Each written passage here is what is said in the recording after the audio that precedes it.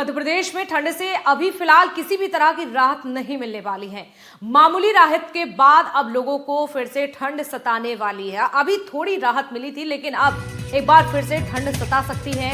मध्य प्रदेश के कई जिलों में बारिश की संभावना है। ग्वालियर, चंबल, इसके साथ ही आप देखें सागर संभाग में बारिश की संभावना जताई जा रही है। तो वहीं पहाड़ी राज्यों में बर्फबारी के बाद ठंड बढ़ने के आसार भी बन रहे हैं। तो एक बार फिर से ठंड लौट सकती है और ठंड का लौटना यानी कि लोगों की मुसीबत ठंड एक बार फिर से बढ़ा सकती है। मध्य प्रदेश के कई शहरों में एक बार फिर से ठंड बढ़ सकती है।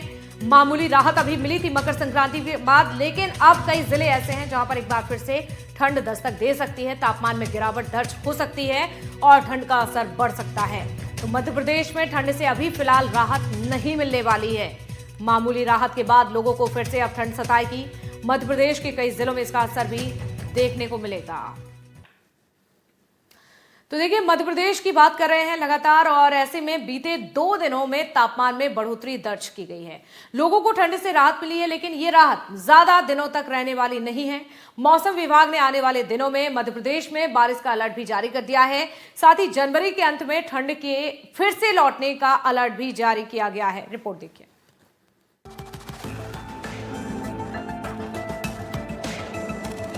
मध्य प्रदेश और छत्तीसगढ़ में ठंड से लोगों को राहत जरूर मिली है, लेकिन जाने से पहले ठंड एक बार फिर लौट के आएगी।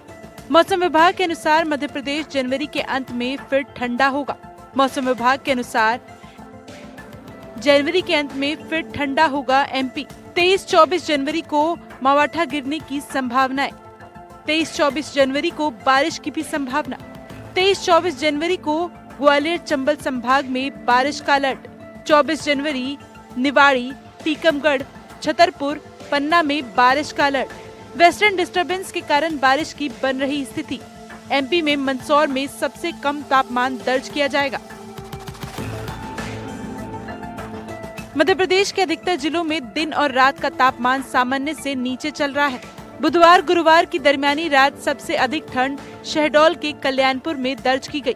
यहाँ का न्यूनतम तापमान 4.9 डिग्री सेल्सियस दर्ज किया गया, जबकि अन्य जिलों का न्यूनतम तापमान सामान्य से 2 से 6 डिग्री सेल्सियस तक अधिक दर्ज किया गया। वहीं गुरुवार सुबह केवल ग्वालियर में कोहरे का असर देखने को मिला। यहाँ दृश्यता 800 मीटर दर्ज की गई, जबकि अधिकतम तापमान मंडला में 29 डिग्री सेल्सियस दर्ज किया गया, जो सामान्य से करीब 2 डिग्री सेल्सियस अधिक रहा। आंकड़ों की बात करें तो Naugaon 6.5 degree Celsius, Umaria 6.9 degree Celsius, Rewa 7 degree Celsius, Khajuraho 7.4 degree Celsius, Datia 7.6 degree Celsius, Gwalior 9 degree Celsius, Pachmarhi 10.6 degree Celsius, Jabalpur 10.9 degree Celsius और भोपाल 11.2 डिग्री सेल्सियस दर्ज किया गया। बदलते मौसम का असर सागर में भी देखा जा रहा है। सागर में तापमान में बढ़ोतरी दर्ज की गई है। मौसम विभाग के अनुसार आगामी कुछ दिनों तक मौसम इसी तरह बने रहने की संभावना है। न्यूनतम तापमान में धीरे धीरे वृद्धि होगी, जबकि अधिकतम तापमान भी सामान्य के आसपास पहुंचने लगेगा। हालांकि सुबह और देर रात हल्की ठंड का असर अभी बना रह सकता है।